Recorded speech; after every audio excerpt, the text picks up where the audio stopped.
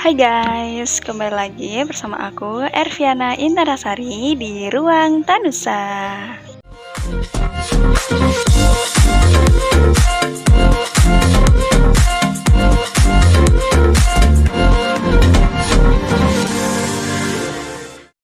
Nah, kali ini aku akan mereview sebuah buku yang ada di tanganku.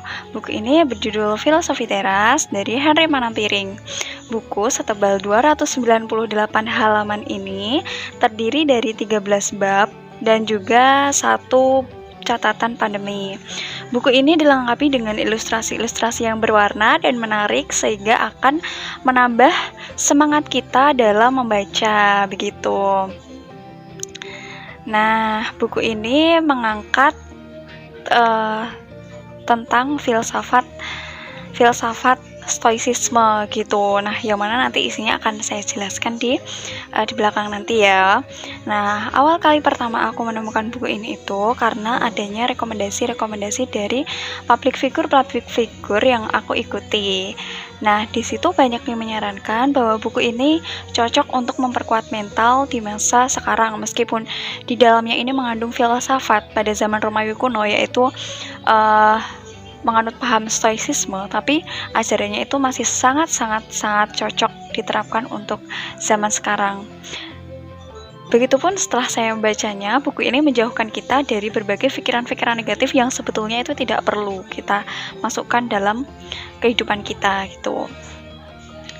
Nah, setelah membaca buku ini, saya mendapatkan banyak insight baru, termasuk dalam memandang dunia dalam paham stoicisme itu yang sangat memperkuat mental kita dan juga menjauhkan kita dari berbagai pikiran-pikiran negatif, karena di sini itu membahas tentang hal-hal yang perlu kita perhatikan, yang mana hal-hal ini adalah yang memang ada dalam kendali kita, seperti persepsi kita, pikiran kita, kemudian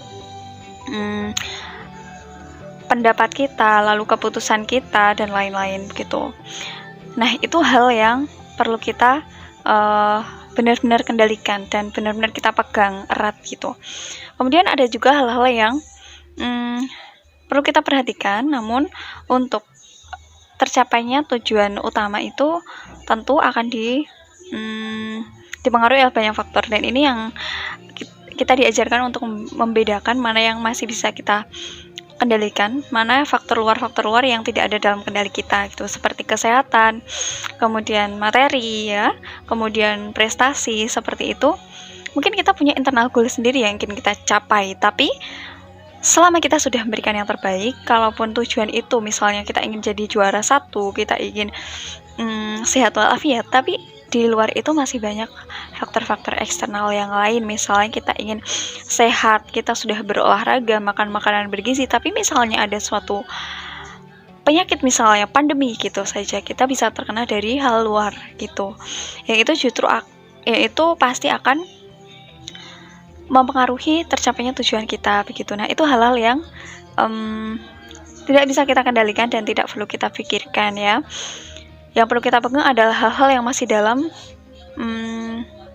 internal goal kita gitu. Kemudian ada juga hal-hal yang ketiga adalah hal-hal yang sama sekali tidak ada dalam kendali kita, dan itu sama sekali tidak perlu kita pikirkan, seperti persepsi orang lain, pendapat orang lain. Selama kita sudah melakukan sesuatu yang benar, baik, apapun pendapat orang, apapun itu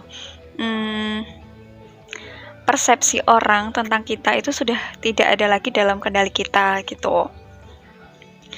Seperti itu buku ini menjelaskan. Jadi seperti misalnya ada suatu hal yang dilakukan orang lain kepada kita, nah selama itu kita tidak mempersepsikan itu sebagai hal yang buruk, maka itu tidak akan menyakiti kita gitu. Jadi suatu hal itu akan menyakiti kita atau tidak, itu juga tergantung dari persepsi kita sendiri, karena sebagian besar hal-hal yang menyakiti kita itu datangnya adalah dari persepsi diri kita sendiri, seperti itu. Nah, buku ini pada intinya menjauhkan kita dari pikiran-pikiran negatif tersebut, yang pada sebagian besarnya Pikiran-pikiran itulah yang membumbui hal-hal yang sebenarnya kecil terjadi pada kita, tapi semakin besar karena pikiran-pikiran dari kita sendiri, seperti itu. Nah, buku ini membantu kita untuk mengendalikan pikiran-pikiran overthinking, khawatir, curiga, yang sering muncul dalam pikiran kita.